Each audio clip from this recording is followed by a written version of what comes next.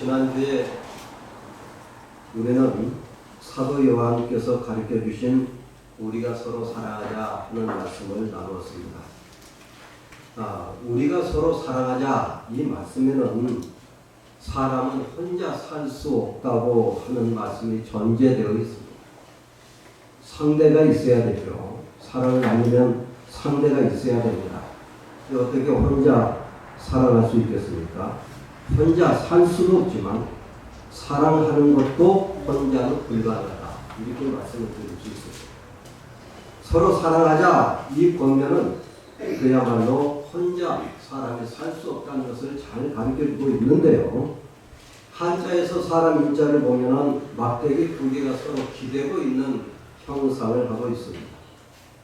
그래서 아리스토텔레스가 그런 말을 했다고 해요. 인간은 사회적 동물이다. 근데 사실 아리스토텔레스가 이렇게 말을 한 건 아니고 인간은 정치적 동물이다 이렇게 말을 했는데 이 말을 사회적 동물이라고 하는 말로 바꿔서 우리가 받아들이고 있습니다.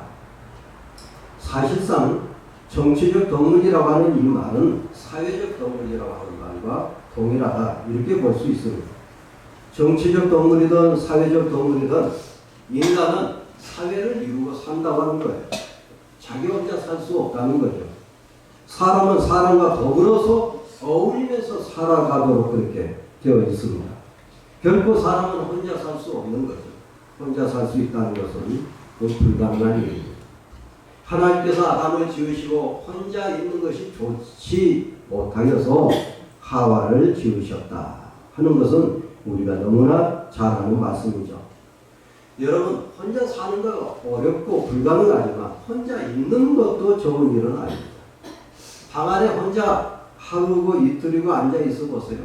딱 우울증 걸리기 좋습니다. 더 이상 그것보다 더 좋은 것도 없습니다. 우울증 걸리기에 딱 좋은 게 방 안에 혼자 앉아 있는 거예요. 좋지 않습니다. 결혼하지 않고 혼자 사는 사람이 늘어난다고 그러죠. 창조 섭리에 어긋난 일입니다. 결혼해야 됩니다. 저희들도 학교에서 만나면 무조건 결혼하라고 하는데 학생들에게 엉뚱한 소리 같지만 사실 창조 섭리에 어긋납니다. 혼자 사는 것은. 그래서 소크라테스가 이런 말을 했습니다.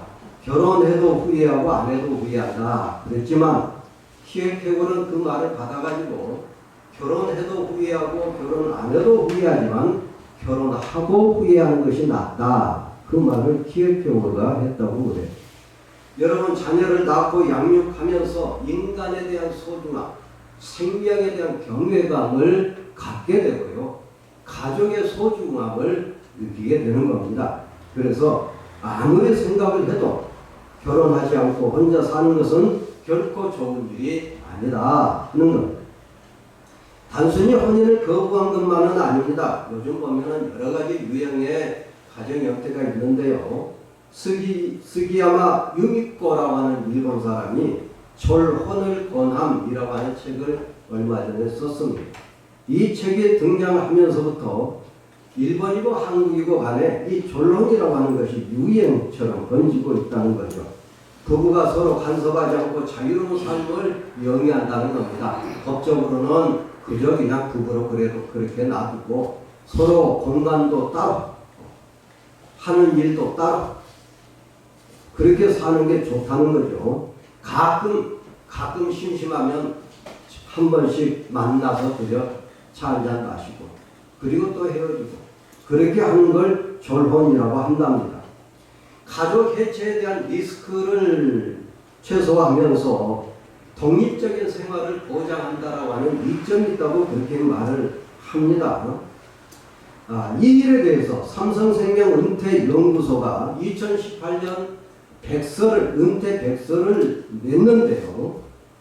그 조사 내용을 보면 25살부터 74살까지의 2,453명을 설문조사를 했는데 남성은 22%가 여성은 33%가 졸혼을 긍정적으로 생각하고 있다. 그렇게 대답을 했다고 그럽니다. 얼마 전에 백일섭 씨라고 하는 방송인이 자기는 졸혼을 했다고 이렇게 공개를 했거든요. 소설가 유해수 씨도 졸혼을 선택했다고 그렇게 말해요. 결혼한 지 43년 만에 졸혼을 했다. 그의 부인인 전영자 씨가 하는 말이 참 우리가 귀에 들리는데요. 제 인생이 참 괴롭고 고단했다. 결혼 생활이 참 괴롭고 고단했다 하는 것. 43년 동안. 더 늦기 전에 집을 나와서 무언가 다른 것을 해보고 싶었다. 이렇게 전영자 씨가 인터뷰를 했다고 합니다. 여러분 글쎄요. 얼마나 고단하게 살았으면 그랬겠는가. 그것도 소설가 이해수 씨는 좀 개팍하잖아요. 그러니까 성격도 개팍하고 모습도 개팍하고 글도 개팍하고 그래. 근데 하여튼 그래서 그런지는 모르지만 고단하고 힘들었다. 괴로웠다. 그래서 더 늦기 전에 집을 나와서 나의 인생을 찾고 싶었다. 그런 인터뷰를 음원센스에서 했다는 겁니다. 여러분 얼마나 사는 게 고단했으면 그걸 선택했을까 이렇게 생각할 수 있겠습니다만 결혼을 하고 혼자 지낸다라고 해서 모든 일이 평평하다고 볼 수는 없습니다. 인생은 어차피 괴로운 세상을 사는 거예요. 그렇게 살지 않는 사람은 없습니다. 세상에 없습니다. 이런 설교를 준비하면서 겁이 털컥 나더라. 아유 결혼하자고 그러면 어떡하나 큰일 났다니고. 열심히 그 말 못하도록 어떻게 좀 대책을 세워야 되겠다. 남자들이 겁이 나지요. 여자들은 겁날까 아무것도 없을 것 같아요. 그죠? 여자들이야 눈을 날라 그러면서 좋겠죠. 엄청 좋겠죠. 우리 박동진 지사님이나 나나 우리 김장로님이나 겁이 덜컹덜컹 날 거야. 결혼하자고 그러면 어쨌든 간에요. 이거는 창조 섭리에 어긋난 겁니다. 사도 바울은 뭐라고 했습니까? 서로 분방하지 말라. 분방하지 말라. 반도 나누어 쓰지 말라. 그렇게 사도 바울은 가르쳤어요. 참 아이러니죠. 사도 바울은 총각으로 늙었어요. 결혼하지 않았습니다. 그런데 어떻게 이 부부간의 이 내밀한 것을 어떻게 잘 알고 있었는지 다만 기도할 틈을 얻기 위하여 합의상 얼마든지는 분방하되 곧 바로 합하라. 이렇게 바울이 가르쳐줬어요. 여러분 오늘 본문 성경을 보면은 전도서 본문을 보면 극단적인 사례가 나와요. 아들도 없고요. 형제도 없습니다. 혼자 사는 사람입니다. 여기서 홀로라고 그렇게 번역을 했는데요. 구약 성경 완전히 보면은 엔센이라고 돼요. 엔센. 엔이라고 하는 말은 없다라고 하는 부정사고. 센이라고 하는 말은 영어로 하면 세컨드. 두 번째가 없다. 그런 말이에요. 두 번째가 없다. 두 번째가 없다는 얘기가 무슨 말일까요? 나 외에 두 번째에 해당되는 사람이 없다. 부인이 없다는 얘기죠. 그래서 오늘 본문 성경에서는 우리 성경에서는 홀로라고 그렇게 번역을 하고 있는데요. 아들도 없고 형제도 없고 부인도 없고 친구도 없는 두 번째가 전혀 없는 그런 사람이라고 하는 것을 본문에서 가르쳐주고 있어요. 어쩌다 이렇게 되었는지 알 수는 없죠. 하루 한 날에 다 세상을 떠나게 됐는지 알 수는 없습니다만 그런 경우는 아마 거의 드물다고 보고 아마도 애초에 이 사람이 결혼을 안 했지 않느냐 그렇게 생각이 돼요. 문제는 친구도 없다는 거예요. 친구도. 두 번째가 없으니까 아무도 없다는 얘기예요. 그거는 친구도 없다는 얘기인데 왜 친구가 없을까요? 오늘 본문 성경을 보면은 그 이유를 우리가 알 수가 있습니다. 오늘 본문을 보면은 그의 모든 수고에는 끝이 없도다. 모든 수고에는 끝이 없도다. 알 듯 모를 듯 하죠. 표준 세번역을 보면은 이렇게 번역되어 있습니다. 그러나 그는 쉬지도 않고 일만 하고 산다. 얼른 와 닿죠. 그러나 그는 쉬지도 않고 일만 하고 산다. 그러니 친구가 있을 택이 없지요. 쉬지도 않고 밤낮 일만 하는데 친구가 어떻게 생기겠습니까? 심각한 사람입니다. 부인도 없지요. 자식도 없지요. 형제도 없지요. 친구도 없습니다. 날이면 날마다 죽도록 일만 하는 사람입니다. 그 일만 하는 이유가 그 다음 구절에 나오는데요. 또 비록 그의 눈은 부요를 족하게 여기지 아니하면서 부요를 족하게 여기지 아니한다. 어렵죠. 말투가 상당히 어렵습니다. 표준세 번역을 보면 실감나게 표현을 하고 있는데요. 그렇게 해서 모은 모든 재산도 그의 눈에는 차지 않도다. 쉬지도 않고 날이면 날마다 일을 하는 그 사람이 그렇게 해서 많은 재산을 벌어들였습니다. 그런데 그 재산이 눈에 차지 않는다는 거예요. 눈에 차지 않으니까 쉬지 않고 죽도록 일만 계속해서 한다는 그런 얘기입니다. 부인도 자식도 형제도 친구도 없는 사람이 어쩌자고 그렇게 돈만 버는데 그저 그냥 눈을 뜨고 그렇게 사는지 알 수 없죠. 일벌레라고 해도 그래요. 가족이 있어야 그래도 가족에게 돈 써주려고 그러나 보다. 상속받은 사람이 있어야 자식들에게 상속 있게 해주려고 그렇게 일하나 보다. 그래 생각할 수 있지만 아내도 없고 자식도 없고 형제도 없고 친구도 없는 사람이 자기가 가지고 있는 돈 재산이 그것이 족하지 않아서 눈에 차지 않아서 죽도록 일만 한다는 거예요. 죽도록 일만 한다는 거예요. 이 사람이 그러면 생각조차 없는 사람일까요? 미련 반pen입니까? 근데요, 그러지 않는 것 같아요. 오늘 성경을 보면 자문을 하고 있습니다. 내가 누구를 위하여 이같이 수고하고 나를 위하여는 행복을 누리지 못하는가? 알고 있어요. 내가 지금 헛수고하고 있구나. 내 자신을 위해서는 행복을 누리지 못하고 내가 누구를 위해서인지 모르지만 이 일을 하고 있다. 내가 지금 덜컥 죽어 그러면 이 재산이 누구 것이 될 건가? 이건 뭐 상속도 될 일도 없고 상속받을 자식도 없고 형제도 없으니 누가 가져갈 건가? 그렇게 생각하면서 누구를 위하여 이같이 수고하고 행복을 누리지 못하는가?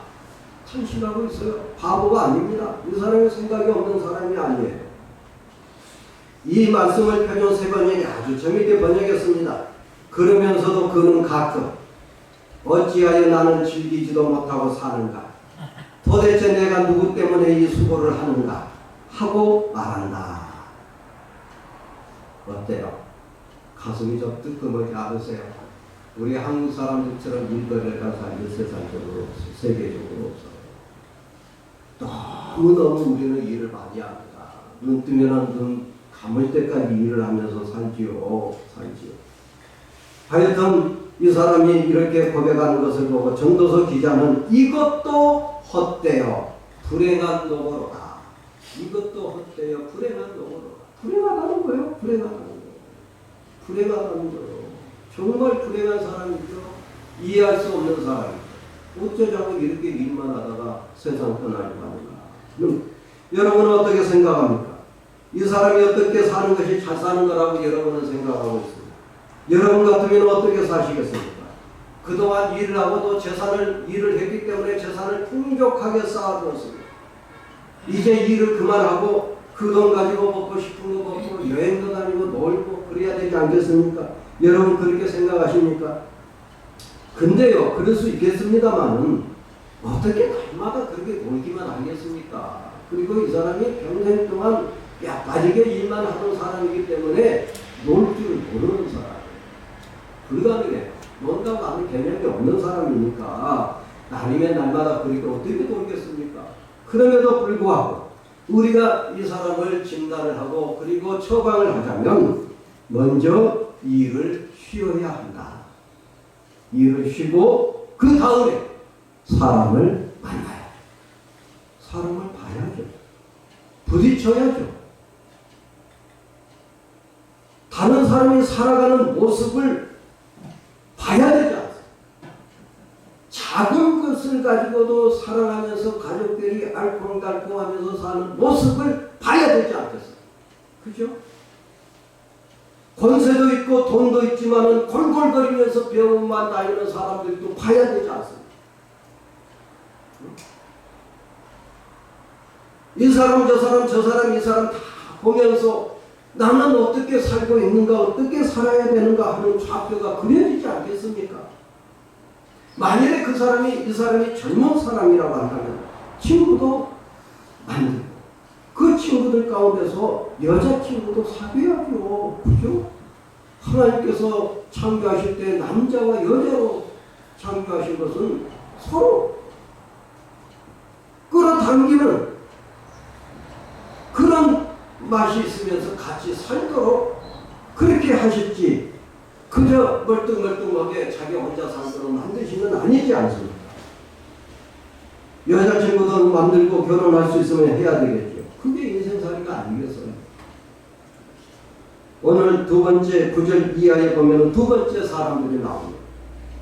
첫 번째는 동행하는 사람들. 우리 같이 한번 9절 읽어보겠습니다. 같이 시작. 누가 두 사람이 한 사람보다 나으면 그들이 수고함으로 좋은 상을 얻을 것이니라. 10절 읽겠습니다. 혹시 그들이 넘어지면 하나가 그 동물을 붙들어 일으키려니와 홀로 있어 넘어지고 붙들어 일으킬 자가 없는 자에게는 화가 있으리라. 이 말씀을 가만히 보면 두 사람이 어디를 여행하는 것처럼 그렇게 암시하고 있습니다. 그들이 넘어지면 하나가 그 동물을 일으켜 주려고 이렇게 말합니다. 우리 모두 인생 길을 가고 있는 여행자, 인생길이라고 하잖아요. 우리가 인생길을 다 태어나면서부터 죽을 때까지 언제 일는지 모르지만 그때까지 인생길을 가는데, 근데 여기서 우리가 생각해야 될 것은 관광이라는 것과 여행이라고 하는 개념이 다르다는 점이에요. 관광은 가이드를 따라서 구경하고 다니는 것이 관광이고, 여행은 자기가 홀로 가든 둘이 가든 가서 낯선 곳에 가서 낯선 문화와 삶을 체험하는 것이 그게 여행입니다. 우리가 인생길을 여행한다고 한다면 우리는 우리의 삶을 나눠야 되는 거죠.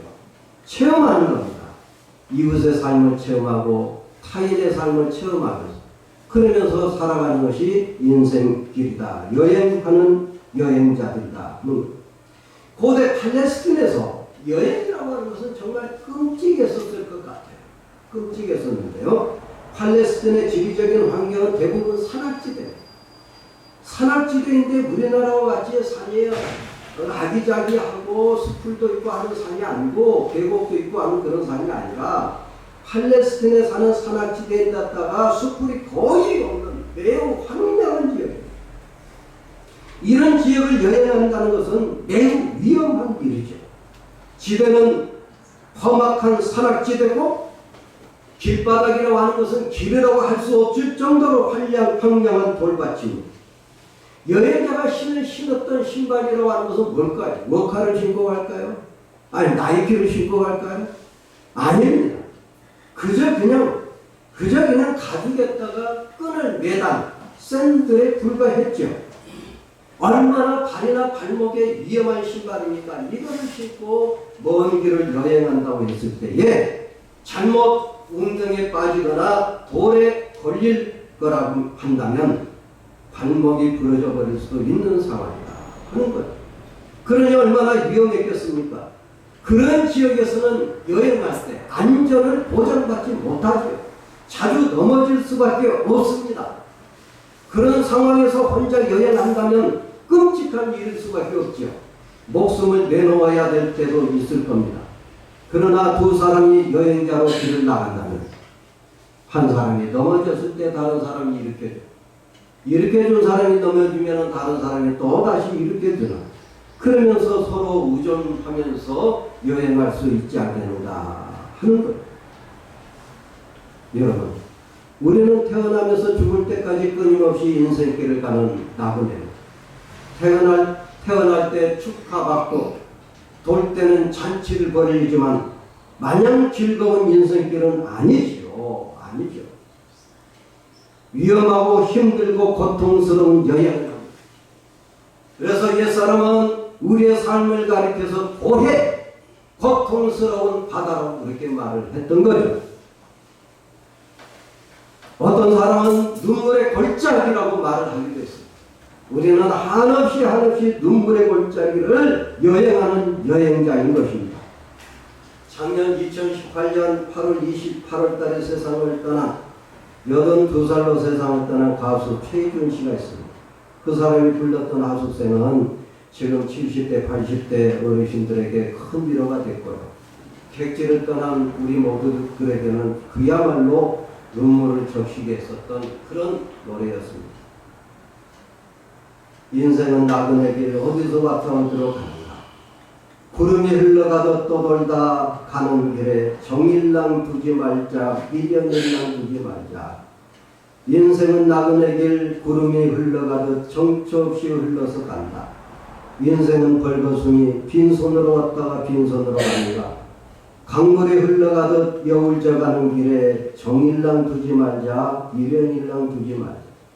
인생은 벌거숭이 강물이 흘러가듯 소리 없이 흘러간다. 소리 없이 흘러간다. 소리 없이 흘러간다. 우리 누리양은 이 노래가 무슨 노래인지 잘 모를 거야 아마. 모르겠지. 그렇습니다.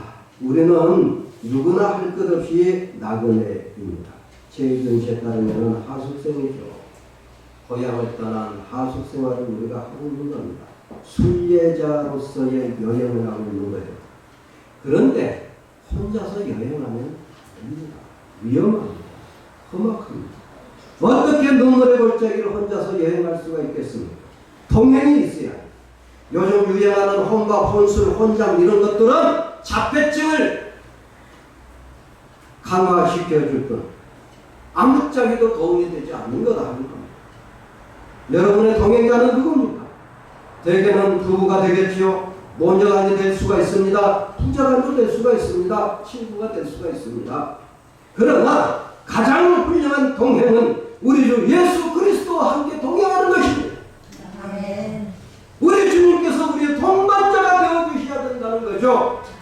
불안한 인생이지만 그분은 완벽하시기 때문에 우리를 붙잡아 주실 수 있고 이끌어 주실 수가 있는 것입니다. 우리가 넘어질 때마다 우리 주님은 우리를 붙드셔서 다시 힘을 얻어서 걸어가라고 우리에게 동의하시고 이끌어 주시는 분이 우리 주님이신 것을 믿으시기를 바랍니다. 아멘. 끄떡하면은 결혼이니 또 요즘은 그 휴혼? 혼인을 쉰다? 휴혼. 또 해혼? 혼인을 또 해체시킨다? 해혼. 그런 말도 나왔다는데요. 사람은 그럴 수 있어요. 사람 보기 싫을 때가 있고 미울 때가 있고 오직했으면 전현자식처럼 이해수씨 팬이었거든요. 그 사람이 팬이었기 때문에 결혼하고 살았던 건데 43년 동안 살아보니까 고단하고 괴로웠다. 사람은 그럴 수 있습니다. 사람은 그럴 수 있습니다. 우리 주님은 나도 보니까 정말로 괴롭다, 힘들었다, 힘들다, 고단하다 이런 말씀 전혀 안 하십니다. 여러분 주님과 함께 동행하시기를 축원합니다. 아멘. 11절 말씀 같이 읽겠습니다. 또 두 사람이 함께 누우면 따뜻하려니와 한 사람이면 어찌 따뜻하랴. 여행 중에 동행하다가 날이 저물면 숙박을 합니다.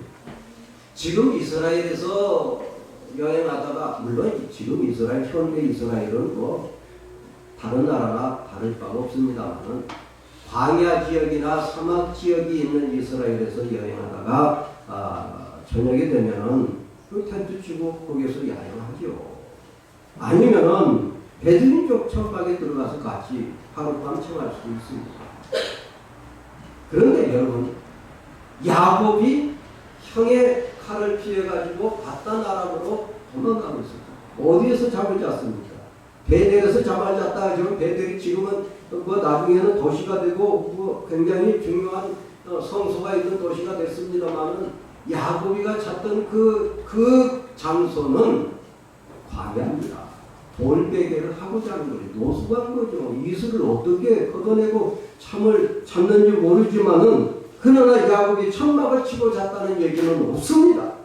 돌베개 베고 잠을 청했던 거죠. 땅바닥에 누워가지고 그냥 그렇게 잤던 겁니다. 여러분 메소포타미아 지역에서 애국으로 이어지는 길을 가리켜서 왕의 대로라고 그렇게 이름을 붙였는데요. 요단강 동편 쪽으로 그렇게 이어집니다. 그 도로의 대상들이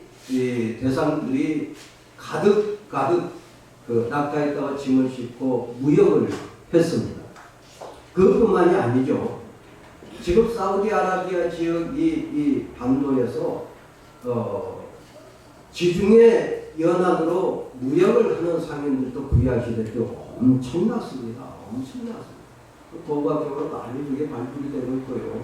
성경에서도 얼마든지 입증이 가능한 거예요. 지금 가자지구라고 하는 그곳에서 배를 띄워가지고 지중해 연안으로 계속해서 무역을 했던 거예요. 이 사우디아라비아 지역에서 팔레스틴을 횡단해가지고. 가나안 땅 남부 지역을 횡단해서 지나갈 때에 지금 발굴된 게 뭐냐면 여행자들을 위한 숙박지가 발굴이 됐어요. 과학자들에 의해서. 그 숙박지는 하나의 성처럼 그렇게 되어 있지만 사실상 이 성에서 숙박할 때 이구자리 깔도 덮고 그렇게 잠자는 숙박소가 아니라 그런 숙박소가 아니라 거기에서 이제 자기들이 섬기는 그 조상신들에게 제사 지내고 그리고 야생동물이나 아니면 도둑떼들로부터서 피난처가 될 수 있는 자기 방어를 할 수 있는 그런 방어 시설이 되어 있는 숙박소입니다. 잠자는 숙박소가 그렇게 되어 있는 건 아니고요. 그런 숙박지, 비바람을 피하거나 야생동물이나 도적떼들로부터 피난할 정도의 숙박이었지만 지금 우리가 생각을 해본다면 노숙이나 마찬가지였습니다. 문제는 기온이죠. 기온. 이 날씨입니다. 요즘 우리나라 날씨도 상당히 새벽에는 쌀쌀하죠. 낮에는 따갑고 열대시 10도 이상 차이가 납니다. 근데 팔레스틴의 기온은요, 남부지역 팔레스틴 기온은 밤에는 10도 이하로 내려갑니다. 어떤 때는 영하로까지 내려가기도 한다고 그래요. 낮에는 30도, 40도까지 올라갑니다. 거의 20도, 30도. 20도, 30도 이상의 일기온 차이입니다. 이글거리는 태양에 의해서 뜨거웠던 몸이 밤이 되면 얼마나 소스라치게 춥게 느껴지겠습니까? 근데 둘이 노숙을 한다면 서로 등을 맞대고 온기를 나눠 가지면서 따뜻한 밤을 지낼 수 있지 않겠습니까? 숙면도 취할 수가 있죠. 이것이 바로 두 사람이 여행하는 이점이라고 할 수가 있습니다. 반드시 부부가 아니어도 좋습니다. 인생길에 있어서 둘이 연합하는 것은 굉장히 중요하고 필요하다는 거예요. 서로 온기를 불어넣을 수 있으니 얼마나 좋습니까? 옛날에 말이죠. 우리나라 대가족 생활했지 않습니까? 적어도 3대가 살았습니다. 3대라면은 할아버지, 할머니, 아빠, 엄마, 아들, 딸 6명밖에 안 되네. 이렇게 생각할 수 있지만 아버지 형제들이 좀 더 많습니다. 얼마나 많습니까? 거기에서 나온 자식들이 더 얼마나 많아요. 그래서 한 가옥에 3대가 살면은 굉장히 우글거리면서 생활을 했어요. 방이 몇 개나 됐을까요? 제 기억에도요, 아버지, 어머니, 나, 동생, 누나까지 한 방에서 잤더라고요. 한 방에서. 얼마나 방이, 여러 방이 있다 하더라도 뭐 하나씩 차지하고 잘 수 있는 것이 아니죠. 어떤 형들은 그냥 헛간에서 자기도 하고 그랬습니다. 그런데 이때 말이죠. 할머니, 할아버지들이 반드시 어린 손자, 손녀들을 데리고 주무셨어요. 왜 그랬을까요? 이게 인체공학적으로 굉장히 중요한 겁니다. 그냥 사랑스럽기 때문에 데리고 잤던 게 아니에요. 물론 그렇게 생각할 수 있습니다만은 인체적으로, 인체공학적으로 보면은 피가 식어가는 할아버지, 할머니들의 몸을 피가 빨빨 끓는 어린 손자, 손녀들이 대표줬던 겁니다. 굉장히 중요한 거예요, 이게. 다윗이 열왕기상 1장 2절 보면은 늙은 다윗이 몸이 식어졌기 때문에 아비삭이라고 하는 처녀를 데리고 잤다. 그런 말씀이 기록이 나와 있어요. 연로하고 나이가 많을수록 체온이 필요한 거죠. 뜨거운 체온이 필요한 겁니다. 어린 아이들의 체온이 필요한 거죠. 사람은 누구든지 체온이 필요합니다. 특히 팔레스틴에서 여행하는 그런 여행자들은 둘이 서로 체온을 나누어야 밤을 보낼 수가 있고 고단한 여독을 풀 수가 있었던 거죠. 우리는 인생길을 걷는 여행자들, 눈물의 골짜기를 함께 걷는 여행자들입니다. 동행자들이죠. 역시 우리는 체온을 나누어야 됩니다. 체온을 나누는 동행자가 반드시 필요하다는 거죠. 동행하는 사람은 서로의 체온을 나눠주면서 생명력을 더 활성화시킬 수가 있는 겁니다. 그런데 인간 동행자는 마뜩지 않을 때가 참 많지요. 그렇죠? 네. 가지 잠을 자다가도 발로 툭 차고 다른 방으로 가버릴 수 있어요. 사람은. 그럴 수 있는데 가장 탁월한 동행은 우리 주 예수 그리스도이신 것을 여러분 믿으시기 바랍니다. 그리스도와 연합하십시오. 그리스도의 따뜻한 체험을 여러분 만끽하시기를 축원합니다. 주님의 따뜻한 체험을 만끽한다면 북풍한 섬이 몰아친다 해도 한기가 들지 않습니다. 우리의 몸과 우리가 살아가는 환경에서 차가운 냉기가 없어지고 따스한 온기로 가득 차게 될 줄로 믿습니다. 교회를 방문했을 적에 따뜻한 온기가 느껴지는 것이 있고요. 차가운 냉기가 느껴지는 것이 있어요. 사람이 많고 적음의 차이는 아닌 것 같습니다. 하드웨어를 어느 정도 갖췄느냐가 중요한 건 아닌 것 같습니다. 중요한 것은 예수 그리스도의 체험이 그 교회에 충만한가 하는 것이 대단히 중요한 일입니다. 시편 133편 1절을 보면 보라 형제가 연합하여 동거하니 어찌 그리 선하고 아름다우고. 우리 주님과 함께 연합하여 동거하면 선하고 아름다운 줄도 믿습니다.